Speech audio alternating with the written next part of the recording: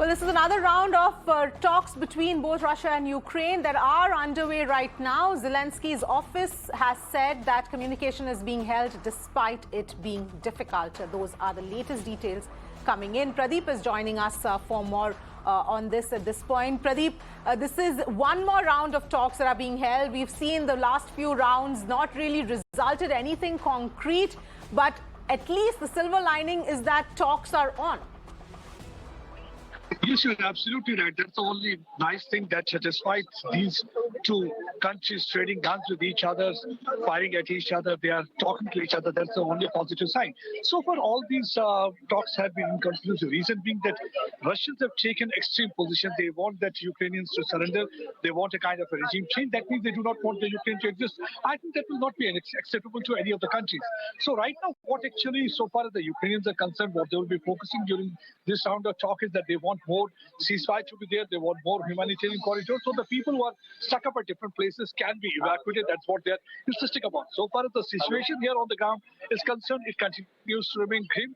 And a short while back, we were at one of the civilian apartment, which was targeted by Russian rockets, and most of the apartments were damaged. 2 people lost their lives and several others were critically injured, and they were evacuated to hospital. So first and foremost responsibility right now of the Ukraine is that they want that their civilians should be evacuated at earliest.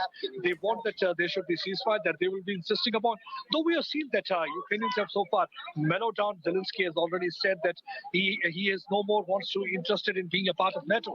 But I think that's not enough, because it's not only about the military victory or the military invasion. It's all about also achieving the political objectives. I think so far Russians have succeeded in military gains at some of the places, but so far as the political objective is concerned, they haven't achieved. And the political objective for them is what actually Vladimir Putin has spelled in his very first speech, when he said he's looking for denazism, he's looking for denuclearization, and he's also looking for demilitarization. When we talk about demilitarization, that means he wanted surrender of the Ukrainian forces. He wanted denuclearization. Already we have seen that the first thing they tried to capture was Chernobyl nuclear plant, and after that, another nuclear plant was also captured. And denazism means they want to change regime.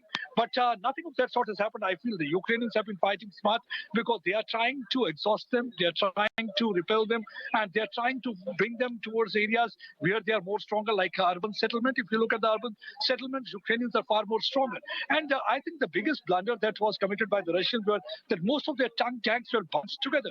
And so it became like easy for the Ukrainian drones and artillery shells to target them. That's one of the reasons. You must have seen that during the last 48 hours, those tanks have tried to disperse towards forest area.